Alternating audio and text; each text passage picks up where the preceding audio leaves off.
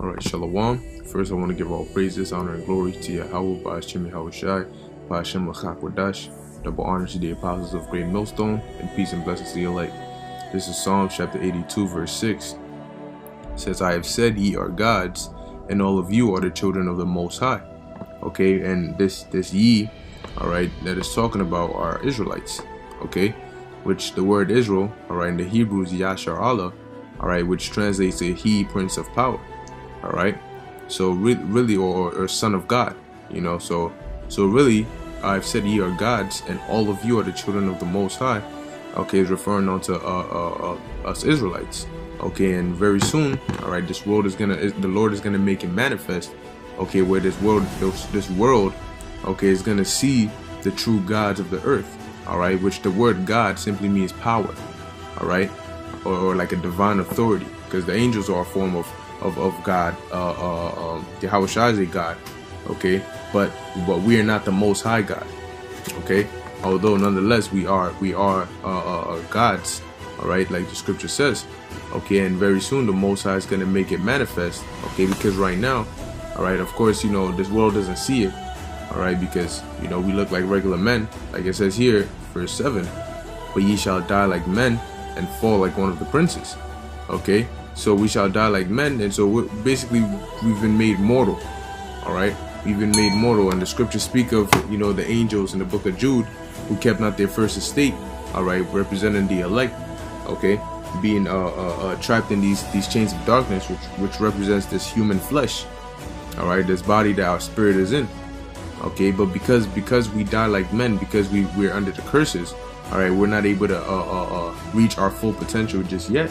This world just sees us as what? A bunch of niggas, you know, just a bunch of low lives, okay, of no significance. All right, that's what this world sees us as. But very soon, the Lord is about to change all of that. Okay, when you read in the scriptures and you see the wondrous acts, the miracles, the power that the Lord bestowed upon His men, it wasn't a joke, you know. And because of that, a lot of people reverence the Most High first and foremost, and His men, and they were feared. All right. And the Lord is about to get that respect back again. Okay, and very soon, man. The Lord is going to put the power upon us, and we're going to be doing some things that have never been seen before. Because if we're going to be living in a time that has never been before, then we're going to be doing things that have never been seen before. Okay, did the Lord not say, the things ye see me do, ye shall do in greater? Okay, so this is the next precept. All right, this is Jeremiah chapter 51, verse 20. All right, it says, matter of fact, I'll start at verse 19. The portion of Jacob is not like them. Alright? He is the former of all things, and Israel is the rod of his inheritance. The Lord of hosts, Yahweh Ba'ashem Yahushai, is his name. Okay, the Most High is the former of all things, but like it says here, the portion of Jacob is not like them. Okay, because the Lord has made us, pursuant to Deuteronomy 7 verse 6, the Lord has made us above all people that are upon the face of the earth. Okay, we are a holy people. All right, and that we're not equal to the rest of this world. Okay, we're not equal to these other nations, to these heathens. We're different. Okay, we've been sanctified, separated. All right, it says here, thou art my battle axe and weapons of war, because the scriptures say that, you know, why would the Lord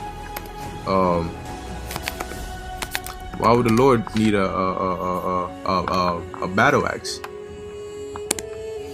All right, I believe it's Exodus.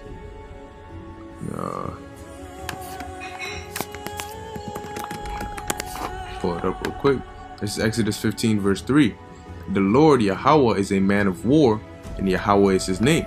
Okay, and so as a man of war, what it says, thou art my battle axe. Who is this talking about? Who's the thou? Israel. Okay, thou art my battle axe and weapons of war. Okay, for with thee will I break in pieces the nations, and with thee will I destroy kingdoms. Okay, and that's gonna start with the elect. When the Lord comes back, when Yahushua comes back, okay, and he delivers his elect, all right, and their bodies, you know, get changed and they come down. Okay, we're gonna be breaking down these nations, man. All right, and we're gonna be, like it says in Luke 19:21, whoever doesn't want to worship the Lord, we're gonna bring them and slay them before the Lord.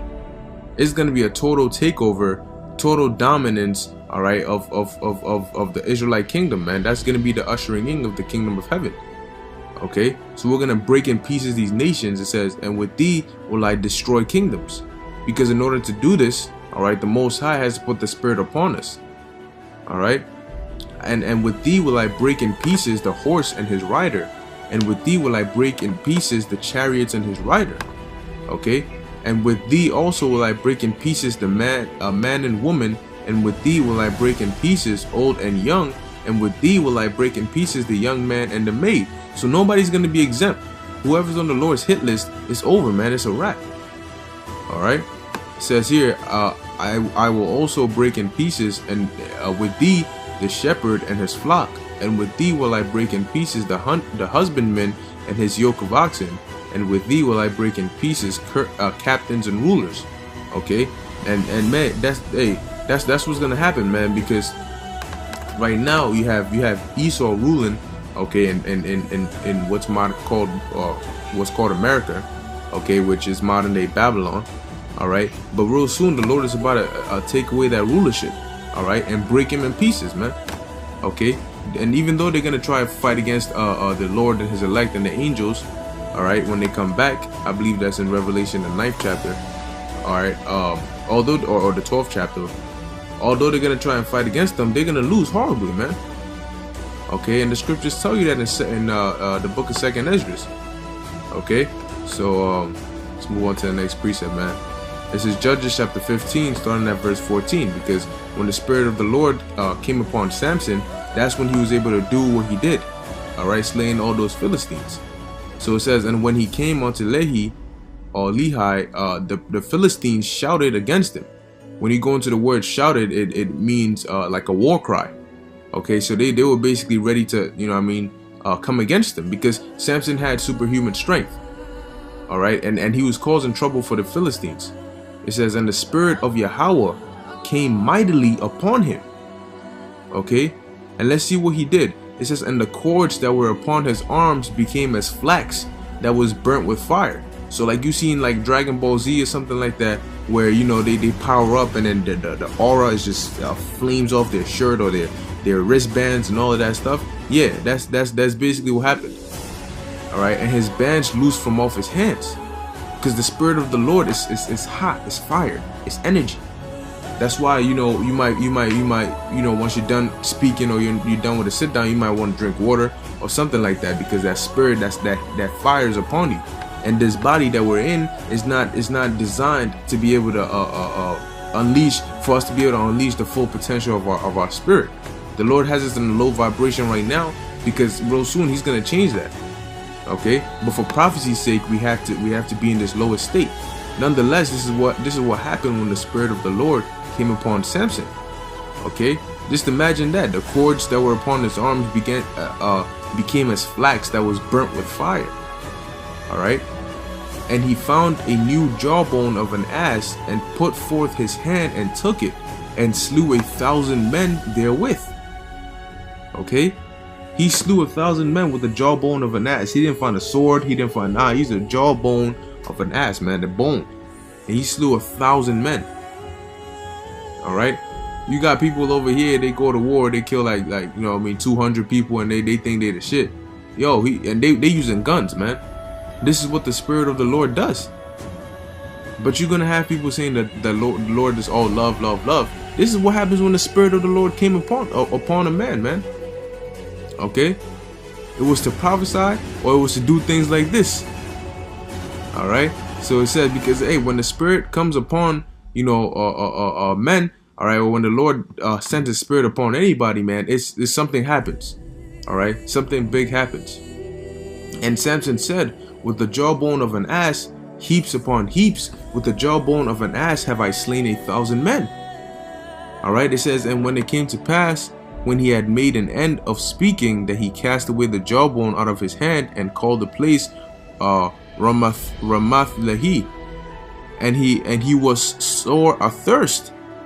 You see, because the Spirit of the Lord was that powerful, man.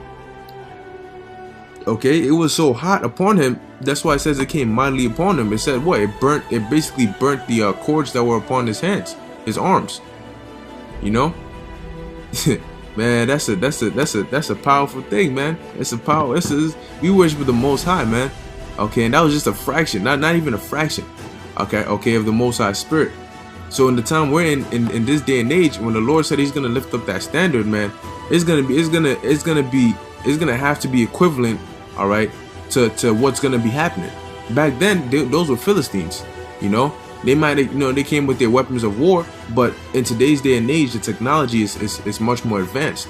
You know, Esau has these microwave guns and these satellites and these tanks and these military troops, super soldiers, you know, invisibility cloaks and all of that. So the Lord is gonna give us power, all right, or set up a standard that is greater than Esau's power.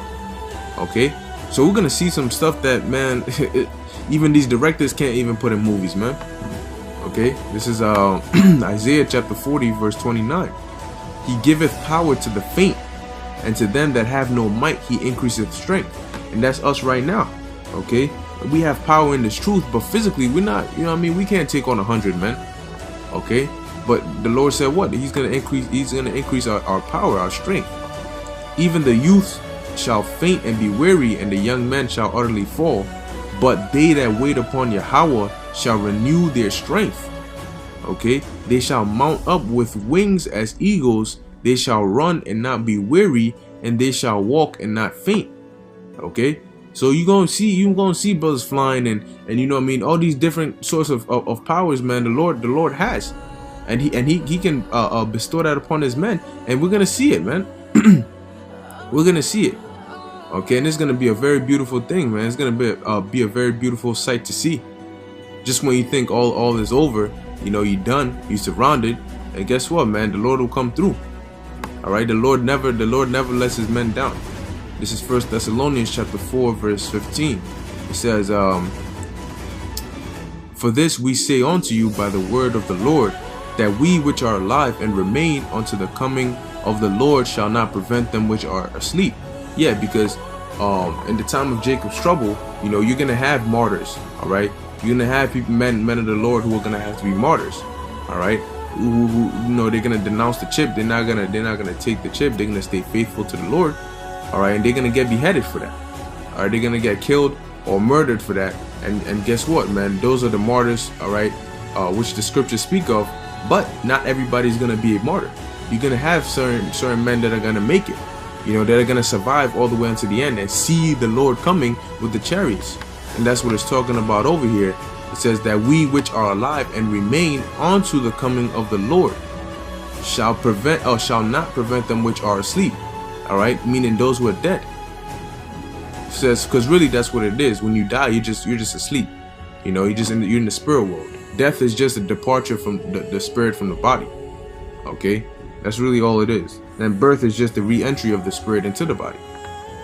For the Lord Himself shall descend from heaven with a shout, and the voice of the archangel, and with the trump of the Most High, and the dead in Yahushua shall rise first. Okay, so all those that gave their life up for this truth, those who died in this truth, the Lord is gonna raise them up. All right, we're gonna see them in the chariots, because that's what it says here. Then we which are alive and remain shall be caught up together with them in the clouds. Those clouds are the chariots, the so-called UFOs. How do we know that? There's quite a few precepts on that. What is that? Psalms 104. Psalms 104 verse 3. It says, "Who layeth the beams of His chambers in the waters, who maketh the clouds His chariot." All right, who walketh upon the wings of the wind. So that's the point right there, man. It's not a literal cloud, man. You can't sit in a cloud. You can't stand in a cloud, man. Okay, so it says caught up together with them in the clouds. All right, in those chariots, because that's how the Lord is going to deliver His elect to meet the Lord in the air, and so shall we ever be with the Lord. Because back in the book of Acts, what does it say? It said the angels told the disciples that the same way. Let me see, verse 9, Acts 1 verse 9. "And when He had spoken these things, while they beheld, He was taken up, and a cloud received Him out of their sight." So in today's day and age, it'd be like what people call an abduction, when you get beamed up into a UFO, Yeah, but he wasn't abducted, all right, because there's no such thing as little green men with black eyes, you know, who will come and abduct you. That's not biblical. All right, so it says, and while they looked steadfastly toward heaven as he went up, behold, two men stood by them in white apparel. Now these two men are angels. Okay, and it said, which also said, ye men of Galilee, why stand ye gazing up into heaven? This same Yahushai, because we know his name is not Jesus, all right, this same Yahushai, which is taken up from you into heaven, shall so come in like manner as ye have seen him go into heaven. Okay, so he's gonna come in like manner, and he went up what? In a cloud. So he's gonna come back, all right, in a cloud or so-called UFO. That's why it says here to meet the Lord in the air, because the Lord is coming with the chariots and the host of heaven. And so shall we be with the Lord, or so shall we ever be with the Lord, because we're never going to be separated from the Lord again.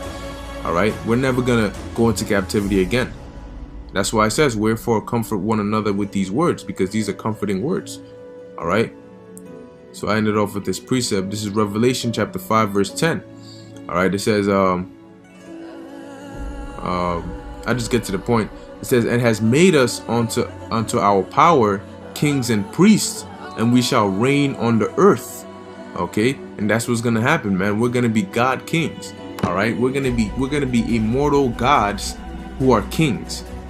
Okay, can you even imagine that? Imagine the kind of life we're gonna live. All right, it's gonna be something that, like the scriptures say, man, eyes have not seen, ears have not heard. You can't imagine what it's gonna be like. That's how glorious the kingdom is gonna be. All right. So hey, this is the prize. This is the prize we're working for, man. All right, and very soon things are about to change into our favor. Okay, the tables are about to turn, and the Most High is about to do some big things on the earth. Okay, and that's something that, hey, that's very exciting. All right, we're living in exciting times. Okay, Lord willing, this video was edifying unto the elect. I want to give all praises, honor, and glory to Yahweh, Bahashem Yahushai, Bahashem Machakodash. Until next time, Shalom.